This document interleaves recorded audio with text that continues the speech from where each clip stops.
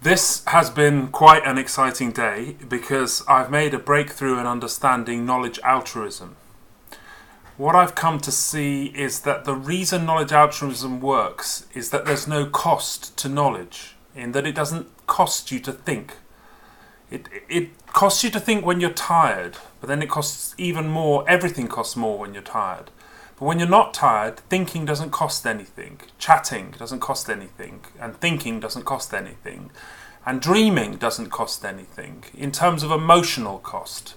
So your body, your evolution has decided that walking has a cost and that walking tires you and that walking causes pain.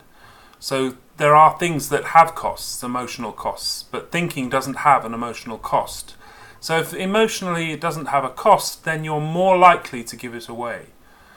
So interestingly, I was thinking about giving directions for traffic, for giving people directions.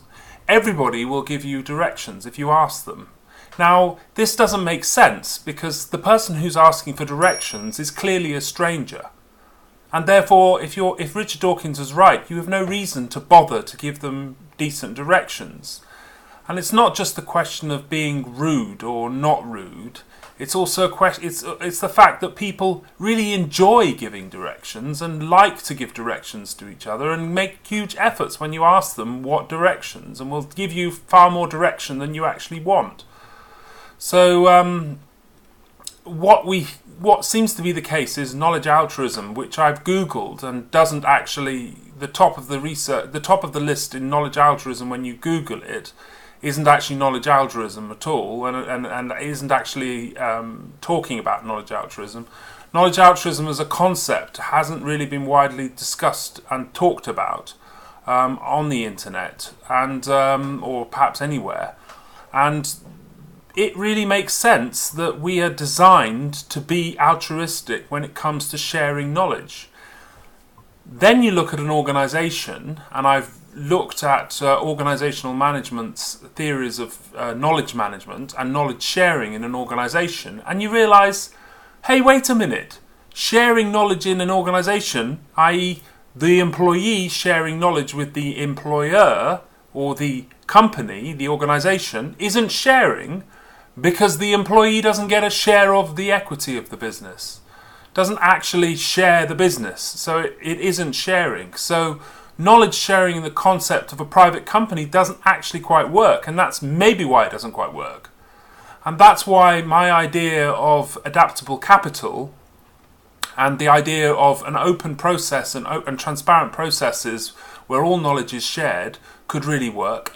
And it makes me really excited because I think that what we would actually be creating is a really, really powerful environment for open source software to be developed, to actually foster the very urges that would make you want to share, to heighten that urge to want to share, because you would publish, because people will see your idea, because it will get to the top of the list, because it will trend.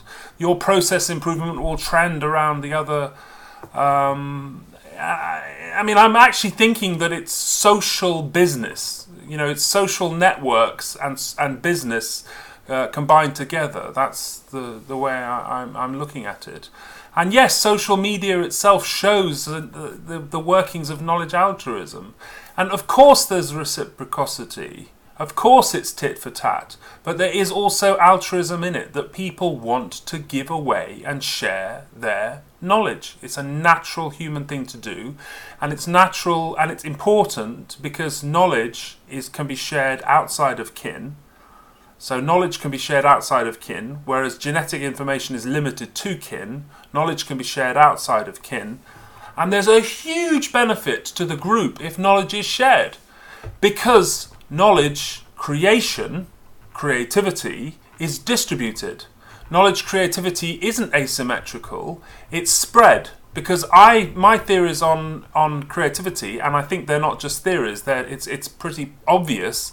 Creativity is a somewhat random process. You notice that a lid on a boiling pot is bouncing up and down and come up with the idea of a steam engine. It's random.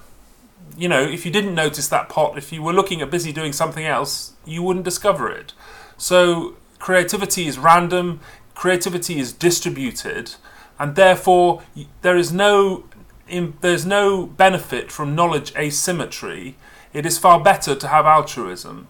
And then, yes, nature has fixed that problem of altruism, knowledge altruism, with love and hate is a form of knowledge. Passing on knowledge and information about how someone has cheated or not cheated you is actually filling in the social landscape for people. And so that process of hatred and sharing hatred with other people, sharing knowledge about other people, bitching about other people, talking about them behind their backs, which people seem to love to do, is actually part of the process of facilitating knowledge altruism.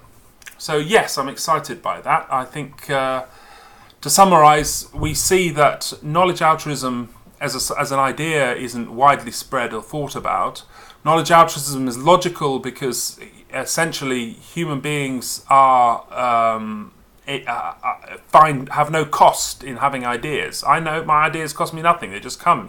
I always like to imagine that when I'm urinating, I have my best ideas. It's like urination. It doesn't cost anything. It just happens. And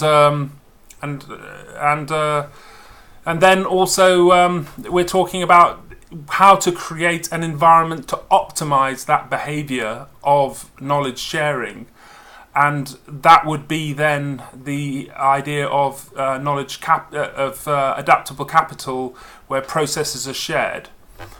And just to top it off, I had a chat with a couple of mates of my son on playing games on the internet, and explained to them my idea of knowledge capital, and they loved it and thought it sounded like a brilliant idea.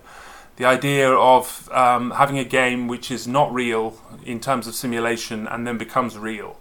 They said that sounded like a great game. So all in all, it's been a great day. Thank you very much. Thank you for allowing me to share my knowledge with you.